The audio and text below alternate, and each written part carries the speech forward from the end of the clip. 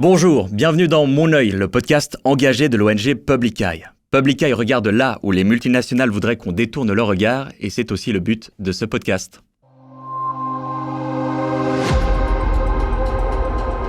Mon œil, le podcast engagé de Public Eye. Je m'appelle Damian Vega et aujourd'hui on parle du scandale des fiches 2.0. Mais d'abord rappelez-vous, l'affaire des fiches c'était à la fin des années 80 lorsque près de 900 000 personnes avaient été surveillées ou fichées par les autorités suisses, bien souvent d'ailleurs parce qu'elles avaient des opinions jugées indésirables. Qu'en est-il aujourd'hui ? Est-ce que le service des renseignements peut collecter des informations sur vous, sur moi, sur qui précisément ? C'est ce dont on va parler aujourd'hui avec Balthazar Gletli. Bonjour. Bonjour. Balthazar, tu es conseiller national et également président des Verts suisses. Merci d'être venu.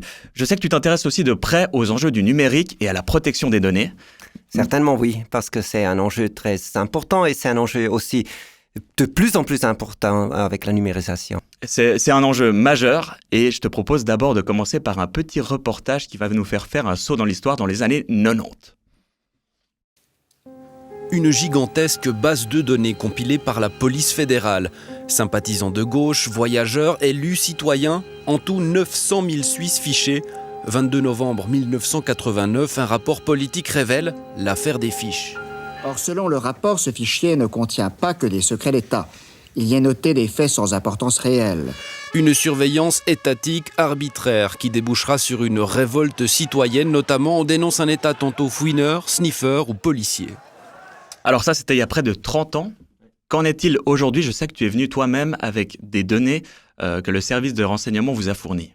Oui, en effet, on peut dire que la conséquence de cette histoire, c'était des garde-fous très clairs dans la loi. Alors la loi est très très claire et sans manœuvre d'interprétation. Et je cite dans la loi sur le renseignement et dans les lois qui l'ont anticipé avant, c'est écrit « Le service de renseignement, je cite, ne recherche ni ne traite aucune information relative aux activités politiques ou à l'exercice de la liberté d'opinion, d'association ou de réunion en Suisse. » Alors, on devrait bien penser que l'affaire est claire, l'affaire est réglée. Ouais. En fait, le Parlement a clairement statué les garde-fous. Ce qui est vraiment épatant, c'est que si l'on demande à avoir l'information sur les données qui sont stockées par le service de renseignement, on a fait cette demande comme Public Eye l'a fait, on a fait pour les Verts, j'ai fait pour moi personnellement. En quelle année ? Cette année, l'année passée ? C'était l'année passée que j'ai demandé. Ça a duré d'ailleurs une année jusqu'à ce que j'ai obtenu en fait ma fiche entre guillemets. Okay. Il y a apparemment, et ça c'est un bon signe, il y a apparemment beaucoup de gens qui veulent avoir ce renseignement, mais la réponse, elle est effrayante en fait. Que moi, en tant que président du 4e parti de ce pays, je suis fiché, et ceci non seulement dans des systèmes plutôt administratifs, où l'on pourrait dire, voilà, alors si je dépose une motion concernant le service de renseignement, il est clair que ça va donner des traces électroniques parce qu'ils doivent y répondre. Bien sûr. Mais dans les bases de données opérationnelles où sont stockés les extrémistes, etc., mon nom appartient plusieurs fois. Et ça me semble quand même, et aussi les Verts en tant que parti, sont mentionnés. Ma prédécesseur Regula Ritz, la présidente des Verts suisses, y est avec un reportage dans l'illustré Schweizer Illustrierte, parce qu'elle avait passé 6 semaines de vacances au Népal. Et ça, vraiment, on se demande qu'est-ce qu'on a appris de ce scandale. Parce qu'elle faisait des vacances au Népal, pas plus que ça. Okay. Bah oui, elle s'est retirée pour 6 semaines du vie politique en Suisse. Elle a fait les vacances, elle était accompagnée par un journaliste qui a fait ce reportage. Et voilà, une telle information n'a rien à foutre dans une base de données d'un service de renseignement qui devrait veiller à ce qu'il n'y a pas de terroristes en Suisse, à ce qu'il n'y ait pas d'espionnage étranger en Suisse. Mais du coup, toi, tu as consulté ta propre fiche, tu as consulté celle aussi du Parti des Verts dans son ensemble. Oui. Et il y a quoi d'autre comme information ? Tu parlais de vacances, tu parlais c'est juste des informations publiques qu'il y a dans ces fiches ? Il y a, en fait, la plupart, c'est vraiment des informations publiques, mais qui sont mises dans un contexte. Et ça, c'est le problème, parce qu'en fait, le service de renseignement, c'est pas Google, hein? Mais le service de renseignement, ça devrait être une base de données qui aide aux analystes d'estimer les dangers, par exemple, par des terroristes. Et si on met en fait tellement de matériel qui n'a rien à faire avec en fait les tâches du service de renseignement, c'est un double problème. C'est un problème, oui, parce que ça viole en fait notre droit d'exercer nos libertés politiques sans être observé, sans être fiché. Mais c'est aussi un problème pour l'efficacité du service de renseignement, parce qu'apparemment, on ne fait pas le travail qu'on devait faire, mais on fait un travail aléatoire. Parce qu'il n'y a pas assez de tri qui est fait dans ces données, c'est trop vaste. J'aimerais bien qu'on s'intéresse un peu plus au contexte légal, du coup, qui réglemente le service des renseignements de la Confédération, ou SRC. Et pour ça, quoi de mieux que le SRC lui-même pour se présenter? Je te propose une petite vidéo à ce sujet.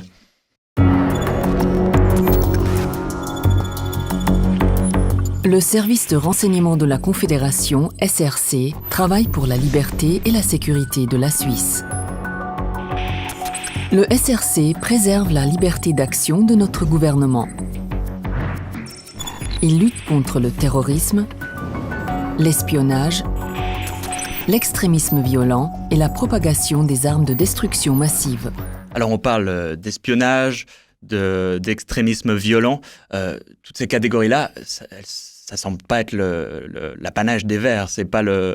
Non, définitivement pas. C'est pas dans notre programme d'inciter des activités terroristes ou même d'y participer. Et ça, c'est dans la loi sur le renseignement. Ces 4 catégories-là sont évoquées dans la loi. Et par contre, aussi, les garde-fous sont clairement statués, comme je l'ai cité. Là, alors, l'idée est effectivement que le service de renseignement devrait protéger, comme c'était dit dans cette vidéo. Le premier point, c'était protéger les libertés. Et c'est les mêmes libertés que le service de renseignement devrait protéger qu'il viole. C'est les libertés d'une démocratie, de pouvoir parler librement, de pouvoir se réunir librement, de s'engager politiquement librement sans être fouiné. Ça, c'est pour le Parti des Verts. Est-ce que tu sais s'il y a d'autres partis qui sont dans ces fiches ? D'après les informations que j'ai, pour le moment, aucun autre parti n'a demandé en fait les renseignements par le service de renseignement. Alors, on ne peut pas le dire. Ce que je peux dire, c'est qu'il y a certainement une tendance, disons, un peu anti-gauchiste, anti-vert, anti-ONG. C'était le cas dans la première affaire des fiches, beaucoup s'étaient plaints que c'était le cas. L'histoire se répète, semble-t-il. Okay. Ce que j'en sais rien, c'est s'il y a aussi peut-être à côté droite des observations des activités politiques totalement légales. Ça, j'en sais rien. Alors ça, c'est pour les partis politiques. En ce qui concerne la société civile, les ONG comme Public Eye, par exemple, je sais que Public Eye a demandé à voir ses fiches. L'ONG a constaté 430 entrées à son nom, notamment liées au contre-sommet sur les matières premières en 2019 qui avait lieu à Lausanne. Qu'est-ce que tu penses de ça ? Est-ce que c'est pas aussi inquiétant que les ONG soient pistées ? Je trouve que c'est les deux cas. C'est des cas qui sont, pour moi, clairement contre la loi. Parce que finalement, ce que fait Public Eye, ce que font les autres ONG, c'est... D'abord, c'est pas un travail caché, alors il se cache rien derrière, mais c'est un travail d'éducation, un travail du campaigning, mais de libre expression, d'une opinion politique, d'éducation aussi, et d'activisme, mais jamais d'activisme militant dans le sens qu'on est violent.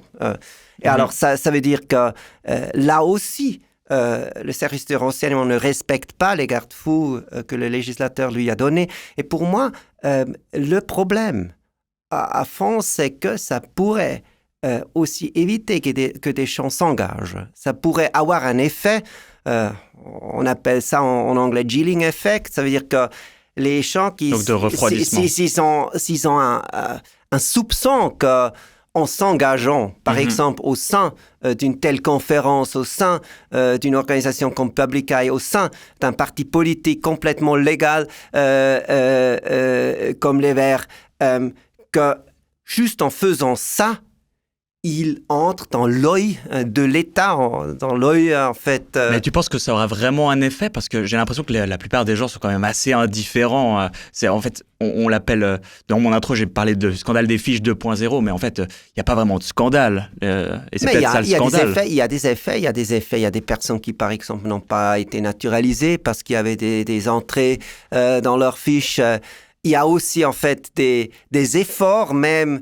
notamment dans la population avec un passeport étranger, mais qui vit là depuis des années, de aussi faire, en fait, de recruter des gens. C'est la VOTS qui, il y a 10 ans, a mis public des telles histoires, que le service de renseignement a tenté à recruter des gens en leur disant, si tu ne fais pas, alors on va placer des trucs dans tes fiches et ton processus de naturalisation sera plus difficile ou plus du tout possible. Ok, donc ça peut vraiment avoir des impacts concrets sur l'engagement citoyen. Peut-être on n'est plus, en fait, dans cette situation qu'on avait les années 60, 70, 80, où par exemple les enseignants et enseignantes n'ont pas, en fait, obtenu un poste.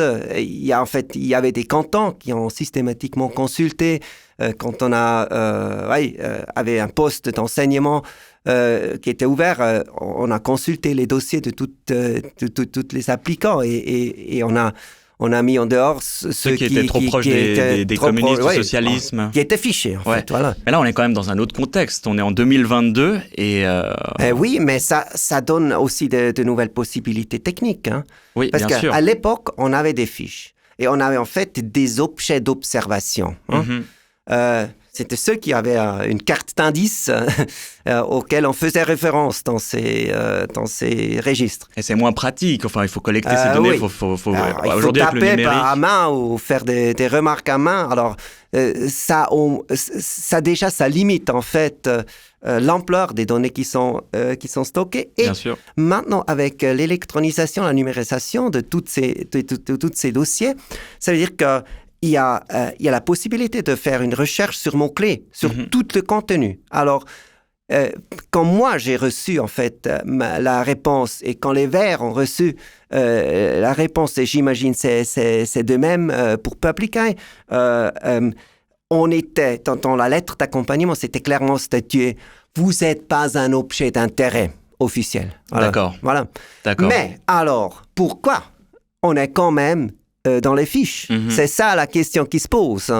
Peut-être il y a 30 ans, il y a 40 ans, il y a 40 ans, on avait fiché les Verts, on avait fiché des organisations comme ça, mais là, c'était parce qu'on pensait que c'était des organisations qui étaient vraiment presque révolutionnaires. Ouais, exact. Mais moi, je vais te faire l'objection classique. Hein. Oui. Si on n'a rien à se reprocher, on est tranquille qu'on nous fiche sur les associations, les petites escapades qu'on a faites au Népal, c'est quand même assez anodin. En fait, je trouve que Snowden, il a eu une bonne réponse à cet argument qui vient souvent. Il a dit que si on dit on n'a pas besoin de la sphère privée parce qu'on n'a rien à cacher, c'est comme si l'on a dit on n'a pas besoin de la liberté d'expression parce qu'on n'a rien à dire. Alors, c'est des droits fondamentaux. Et c'est des droits fondamentaux qui sont basés dans l'état de droit, et c'est exactement cet état de droit que devrait protéger et pas mettre en danger le service de renseignement. Et on peut aussi dire, voilà, la sphère privée, en général, c'est pas ce qu'on a quelque chose à cacher, mais que pas chaque pièce d'information est approprié dans tous les contextes. Et si par exemple, s'il en parle avec des amis, peut-être on fait des remarques ou avec des personnes avec lesquelles on travaille, on fait des remarques sur les supérieurs qu'on ne ferait pas dans leur présence. Mais ça veut pas dire que c'est quelque chose de dangereux. Autant, quoi. Ouais. Alors, c'est le contexte, en fait, la liberté c'est toujours de choisir le contexte. Et là, c'est pourquoi que une information qui peut être même disponible sur Google n'a rien à faire dans les bases de données qui sont des bases de données pour stocker des informations sur des extrémistes violents, sur des terroristes, sur des autres services de renseignement. Il y a peut-être aussi un problème de définition. Les fiches de Public Eye, elles sont classées sous la catégorie surveillance de l'extrémisme de gauche. Bah oui. Oui. Est-ce que c'est défini, ça, l'extrémisme de gauche? Oui, ça c'est une autre chose, en fait, que ces définitions, ils sont toujours floues. Ouais. Maintenant, on a aussi un projet de loi qui est en fait dans la phase de consultation publique pour le moment. Alors, un projet a été soumis à la consultation publique par le Conseil fédéral où l'on veut encore élargir les moyens à disposition du service de renseignement, notamment pour la surveillance de l'extrémisme violent. Et maintenant, dans cette définition qui nous est soumise pour commenter et finalement voter là-dessus, c'est aussi en fait, la violence potentielle. Et dans le rapport... Pourquoi ils révisent la loi? Parce qu'on doit toujours donner plus de compétences au service de renseignement. Comment ils justifient ça? C'est une loi naturelle. Est-ce qu'on vit dans un monde de plus en plus dangereux ou est-ce que c'est comme ça que c'est justifié? Oui, en fait, la justification est toujours qu'il y a des dangers et qu'on doit être préparé à tout, etc. Et qu'on n'a pas assez de moyens et qu'on devrait éventuellement élargir les compétences pour éviter que le service de renseignement dépasse les compétences. Parce qu'il dépasse régulièrement ses compétences, comme on a prouvé maintenant avec ces exemples très clairement. Et là, en fait, l'argument de la droite, des défenses et du centre politique, c'est vraiment, on doit élargir le marge de manœuvre légal pour qu'il dépasse pas les garde-fous. Ouais. Et puis, ce que le service de renseignement fait, et ça, c'est prouvé. En fait, toutes les dernières révisions ont toujours augmenté les compétences. C'est-à-dire qu'on a pu constater que chaque fois, après, il y avait toujours, en fait, ces événements, ces constats qu'on a dépassé les garde-fous. Ça veut dire que c'est pas la bonne manière. Pour moi, je crois aussi que dans l'âge de l'Internet, dans l'âge de la numérisation, il y a une tendance de juste collecter tout ce qu'on a. Absolument. D'ailleurs, les grandes entreprises privées, les GAFAM, etc., on les a pas trop évoquées, mais est-ce que ça fait pas aussi... en fait, notre service des renseignements, il fait pas le figure face à Facebook, Google, ces géants du numérique? Bah oui, c'est une tendance qu'on peut observer dans l'économie, en fait. Et on peut aussi... cette technologie, elle influence la manière dans laquelle travaillent les services de renseignement, pas seulement en Suisse, mais aussi des autres services de renseignement. Et l'effet, en fait, absurde de cette tendance de juste ramasser tout ce qui est ramassable, stocker tout ce qui est stockable, c'est que les informations de valeur se cachent dans un mer d'informations inutiles. Et on a appris, en fait, il y avait des commissions après les attaques 9/11 qui ont établi que les différents services de renseignement des États-Unis avaient déjà toutes les informations à disposition dans leurs différentes bases de données. Donc, faut pas améliorer la quantité. Parce qu'il y avait trop d'informations, ils n'ont pas trouvé l'information qui était vraiment importante. Ce que tu préconises, en fait, c'est le respect du cadre légal ou tu aimerais encore renforcer les garde-fous certainement, moi, personnellement, j'aimerais bien renforcer les garde-fous parce que, comme on a discuté il y a 2-3 minutes, toutes ces définitions, ils sont très vagues, très floues. Oui. Et ça permet toujours un marge de manœuvre qui, d'après moi, normalement, n'est pas interprété de bon sens. D'accord, donc il faut définir mieux, rajouter peut-être un peu de substance à ces lois pour les encadrer mieux. Et faciliter aussi la possibilité de demander en fait les informations qui sont stockées parce que quand moi, en fait, j'ai dû attendre presque une année, je suis quand même président du 4e parti en Suisse, alors j'imagine que c'était peut-être une demande qui était répondue avec une quelque priorité. Alors, ça veut dire que d'autres personnes, ils attendent 2 ans, 3 ans. Alors, ça peut pas être le cas. D'ailleurs, on a massivement augmenté, en fait, les ressources, notamment les ressources personnel à dispo du service de renseignement. Alors, il n'y a pas question de dire, voilà, on n'a pas les ressources. Il y a une vraie volonté politique d'augmenter le champ d'action. Et c'est une vraie, disons, volonté, disons, pas politique au niveau peut-être Conseil fédéral, mais au niveau politique du service de renseignement, que ceux qui sont en charge de la gestion,